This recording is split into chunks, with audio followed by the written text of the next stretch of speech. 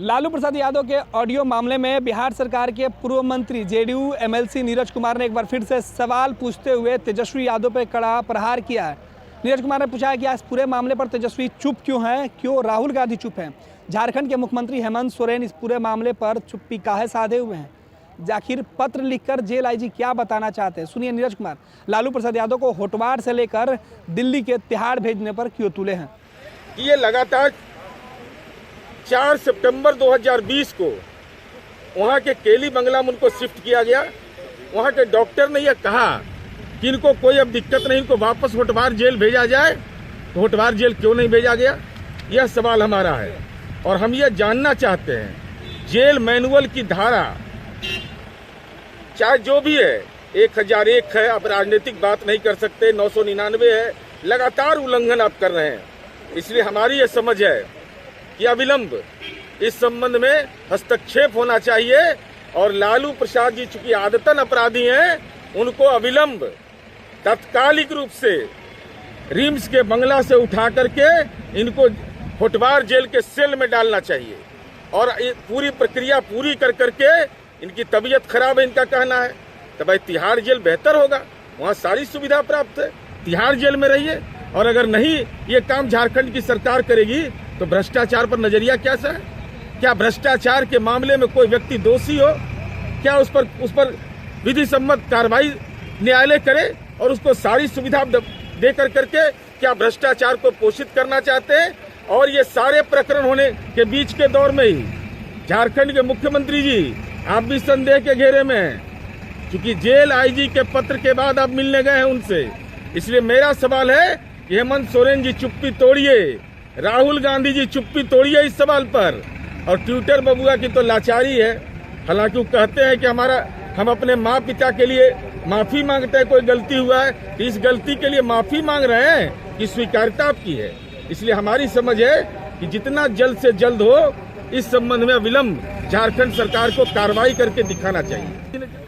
झारखंड के jail IG ने जो अभी मीडिया में खबरें आ रही हैं कि जांच का आदेश दिया, ये जांच किस बात का? आईवास कर रहे हैं क्या? माननीय सुशील कुमार मोदी जी ने जिस मामले को प्रतिवेदित किया वो तो ऑडियो बजाबता है। कहाँ कोई कह रहा है राष्ट्रीय जनता दल का व्यक्ति कि वह गलत है तो मानहानि का मुकदमा करिए। आप तो मुकदमा स्पेशलिस्ट हैं, आपको तो इतना वकील आपके पास है, तो डर लग रहा है। अरे स्वाभाविक रूप से लोकतंत्र के इस मंदिर को कलंकित किया इन्होंने, तो अब ये परेशानी की अवस्था में है। इसलिए हमारी समझ है कि अविलंब लालू प्रसाद को होटवार जेल के सेल में डालना चाहिए और साथ ही साथ इनको जी पूरी प्रक्रिया पूरी कर करके इनको तिहाड़ जेल भेजना चाहिए सेल में, जहां चिकित्सीय व्यवस्था भी अच्छा रहेगा और भ्रष्टाचार के खिलाफ जो देश की जनता की मानसिकता है तो लोगों के दिल पर भी आएगा कि ऐसे मामले में सरकार भी कारगर रूप से हस्तक्षेप कर। सेंटर बबुआ पिता के लिए रोजगार खोज लिए, क्या मामला है? नजरिया पेश करिए। माननीय तेजस्वी यादव जी हर बात पर ट्वीट करते हैं और पिताजी के इस राजनीतिक गुनाह पर जुबान कौन गया है कि राजनीतिक टॉन्सिल बढ़ गया, कि राजनीतिक हलंत लग गया है। लोकतंत्र के इस मंदिर पर जो आपने कारनामा किया है, हमारा सवाल सीधा है कि माननीय लालू प्रसाद जी आदतन अपराधी हैं। यह सवाल इसलिए महत्वपूर्ण है कि लगातार जेल मैनुअल का उल्लंघन का आरोप लगता रहा और आईवास हो रहा है। अभी जानकारी मुझको मिली है कि झारखंड के जेल आईजी ने जांच के आदेश दिए और इसके पहले जो हुआ था सो उस पर क्या नजरिया आपका है? 31 अगस्त 2020 को उस समय भी ये जेल आईजी ने यह पत्र लिखा था वीरेंद्र भूषण जी ने, और कहा था जो वहाँ के उपायुक्त थे उनको कहा था कि जांच करिए, वहां पर लोग मिल रहे हैं। उस जांच रिपोर्ट का क्या हुआ?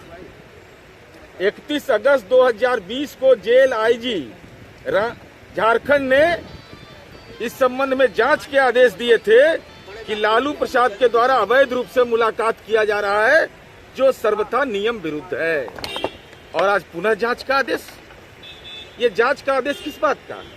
क्या प्रमाण चाहिए आपको?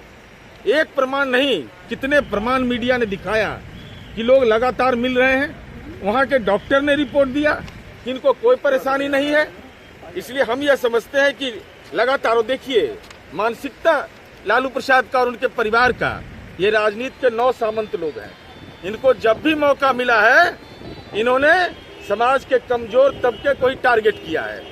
आप देखिए पूरे दौर में जब कोरोना काल चल रहा था तो दलित महिला विधायिका समता देवी गई थी मिलने, इनका बेटा मिलना गया तो उस पर कोई FIR नहीं, और समता देवी पर उसमें उनको क्वारंटीन कर दिया गया।